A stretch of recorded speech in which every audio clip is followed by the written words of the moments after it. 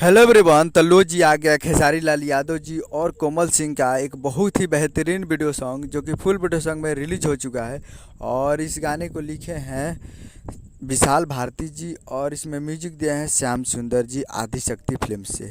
और इसे गाए हैं खेसारी लाल यादव जी और नेहा राज जी, जो कि आपको स्क्रीन के ऊपर दिखाई दे रहा है, जिसका टाइटल रखा गया है हमार जिला, जिसका टाइटल है हमार जिला। और ये फुल वीडियो सॉन्ग में रिलीज हो चुका है। और वीडियो में है खेसारी लाल यादव जी और कोमल सिंह जी, फिट में है कोमल सिंह जी। तो ये वीडियो सॉन्ग आ चुका है और इस गाने को रात में खेसारी लाल यादव जी कल शूट किए थे और आज ये फुल वीडियो सॉन्ग को रिलीज़ भी कर दिया गया है। और काफ़ी बेहतरीन वीडियो सॉन्ग है। और वीडियो में है खेसारी लाल यादव जी और कोमल सिंह जी। तो फुल वीडियो सॉन्ग आ चुका है।